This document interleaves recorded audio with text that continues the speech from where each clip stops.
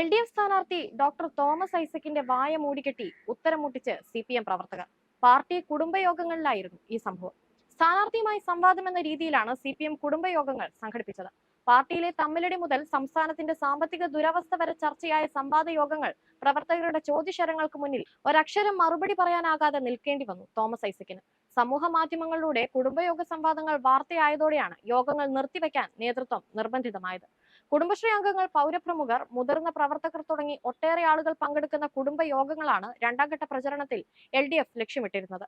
എന്നാൽ ഉറച്ച പാർട്ടിക്കാരടക്കം സ്ഥാനാർത്ഥി ഡോക്ടർ തോമസ് ഐസക്കിനെ മുൾമുനയിൽ നിർത്തി ശ്വാസം മുട്ടിക്കുകയായിരുന്നു. സംസ്ഥാനം നേരിടുന്ന സാമ്പത്തിക പ്രതിസന്ധി ഐസക് ധനമന്ത്രിയായിരുന്ന കാലത്താണ് തുടങ്ങുന്നത്. നീണ്ട ഇടവേളയ്ക്ക് ശേഷം ട്രഷറി നിയന്ത്രണം വീണ്ടും ഏർപ്പെടുത്തേണ്ടി വന്നതും സാമ്പത്തിക വിദഗ്ധനായി പാർട്ടി അവതരിപ്പിച്ച തോമസ് ഐസക്കിന്റെ കാലത്തായിരുന്നു. കിഫ്ബിയിലെ CAG ഓഡിറ്റിംഗ് അടക്കമുള്ള വിഷയങ്ങളിൽ ഒത്തുകളിയുടെ ഭാഷയിലായിരുന്നു ഐസക്കിന്റേതായി പുറത്തുവന്ന മറുപടികൾ. വൻകിട പ്രൊജക്ടുകൾ നടപ്പാക്കുന്നതിൽ ഭരണ നിയന്ത്രണം പരാജയമാണെന്നും സേവന മേഖലയിലെ രണ്ടാം തലമുറയ്ക്ക് പ്രശ്നങ്ങൾ കൈകാര്യം ചെയ്യാൻ കഴിയുന്നില്ലെന്നും കുടുംബയോഗങ്ങളിൽ പാർട്ടി പ്രവർത്തകർ തുറന്നു പറയുകയാണ് ഉണ്ടായത്. കാർഷിക മേഖലയിലെ രൂക്ഷമായ വളർച്ചാ മുരടിപ്പിൽ അതിരൂക്ഷ പ്രതികരണങ്ങളാണ് അപ്പർ കുട്ടനാടൻ മേഖലകളിൽ നിന്ന് ഐസക്കിന് നേരെ ഉണ്ടായത്. പ്രതികൂല കമ്പോള പരിസ്ഥിതിയാണ് ഇതിന് കാരണമെന്ന് പറഞ്ഞ് തടി തപ്പാനുള്ള ഐസക്കിന്റെ ശ്രമം CPM പ്രവർത്തകർക്ക് മുന്നിൽ ഫലം കണ്ടില്ല.